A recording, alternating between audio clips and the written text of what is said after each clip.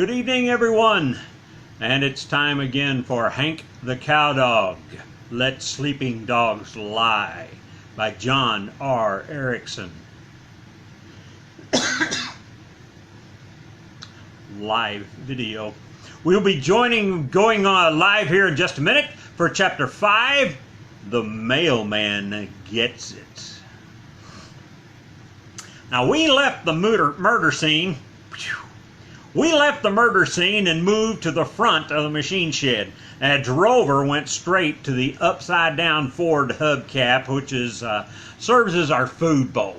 And he started crunching on the latest offering of co-op dog food. Funny, I wasn't hungry at all, even though I can't remember the last time that I ate. Should have been hungry. I went over and sniffed the grub. It didn't excite me. Maybe I was getting tired of co-op dog food. At that very moment, my ears shot up. I heard a rumble of a vehicle coming down the country road. Suddenly, I had a terrible thought. We had gotten so bogged down in the cases and investigations, we had let the mailman go 4 or 5 days without a good barking. Now, I'm well aware that in the world of murders and so forth, easing up on the mailman might not sound like a catastrophe. But let me tell you something about these post office people. Well, if you let them go too long without a good old barking, well, they start getting some funny ideas. Now, my Uncle Beanie, one of the all-time greats at mail truck barking, used to say that the first thing he did every morning was to ask himself the question, whose ranch is this? He claimed that a cowdog's first responsibility and job was to clear up the matter of ownership. Now, your cocker spaniels and your poodles and your other inferior dogs might not care whose ranch it is, but it's priority number one for us cow dogs. It's our ranch. Yep, period. Now, we try not to be big about it. We try not to rub it in. We try to become not overbearing, but there's a limit to how nice you can be in saying, this is my ranch, dadgummit. Now, I mean, as long as everyone respects our country, we get along fine. We don't mind people looking, don't know. But if they drive or walk or fly across our country, we want to know the reason why. And your post office people are just notorious for driving up and down the roads without permission. They'll sneak up on at our ranch, slip up to the mailbox, do some sort of suspicious activity around that mailbox which no one has ever bothered to explain to me, and then they hurry away. Now, why are they so sneaky?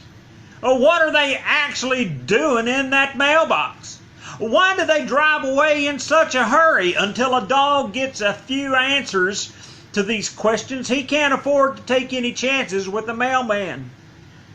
Drover, I'm going up to intercept the mailman. Can you hold things down here while I get back? Now, he was still crunching on the co-op dog food. Sounded like he was eating rocks. He nodded his head, gave me a silly grin. Sure, Hank. Don't worry about a thing. All right. And don't talk with your mouth filled. You just spit some of your crumbs all over me. I should be back within half an hour.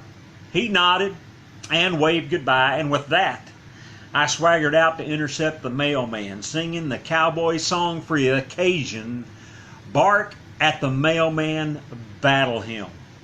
The tune is the same as God of Our Fathers if you care to sing along. To do the song properly, you need a full orchestra and chorus in the background. But this isn't always possible under pasture conditions. Now, I'll have to use my full singing voice for the best effect.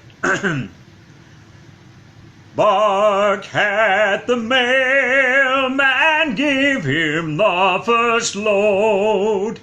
He has no business driving on our road. I charge of rent security.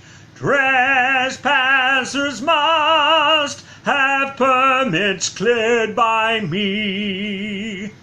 Postal employees just don't understand dangers they risk when slipping on my land.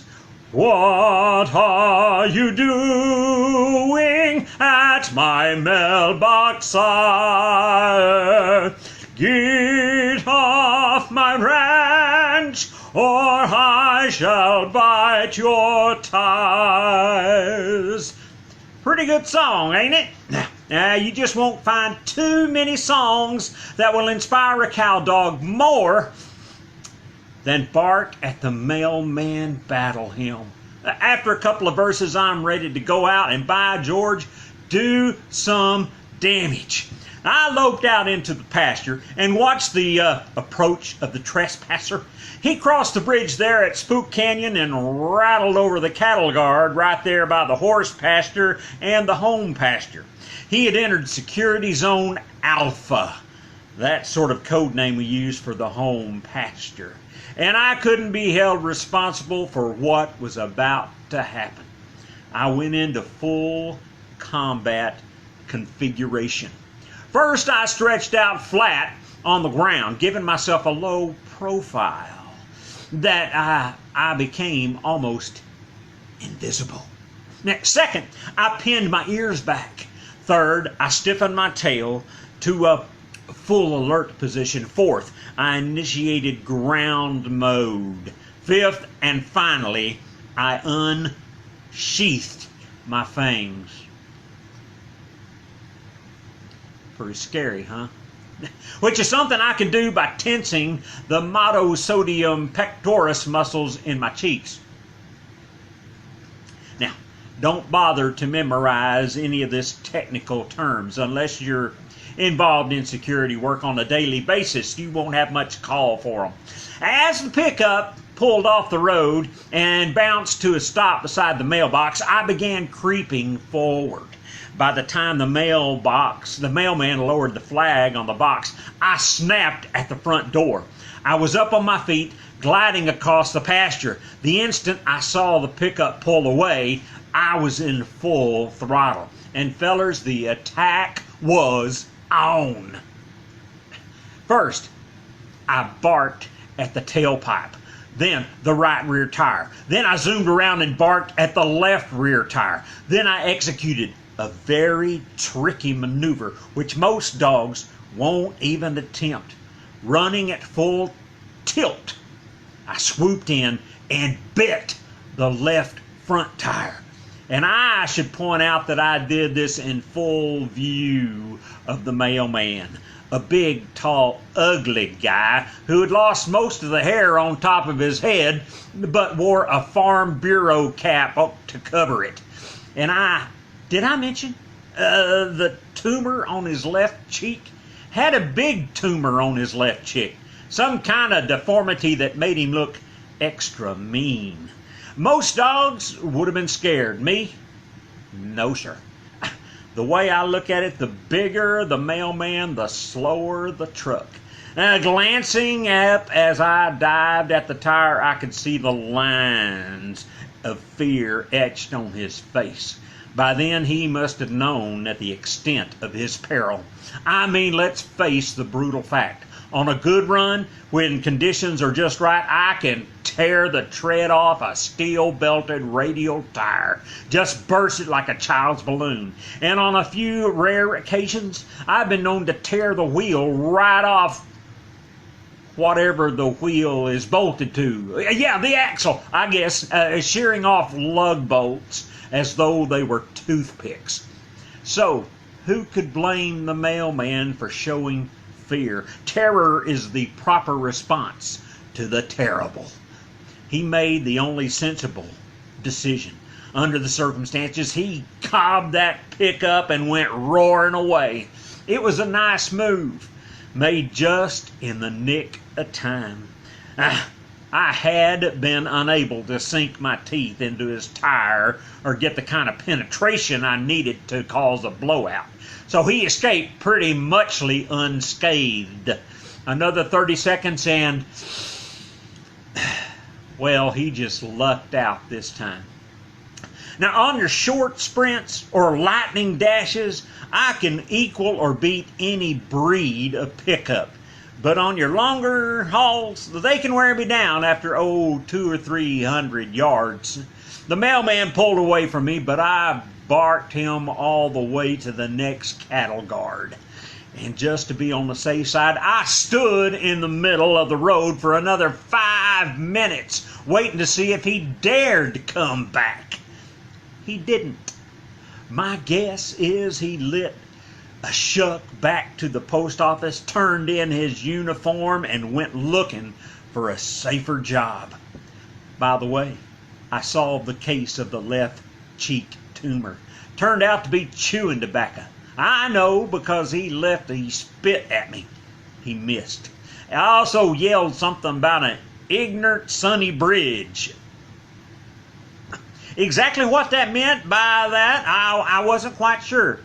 But I didn't care for his tone of voice, and I made a mental note not to let him off so easy the next time. Well, that was a nice piece of ranch work, and the kind of job well done that makes a dog feel real good, and a little glow of pride stretched on my face.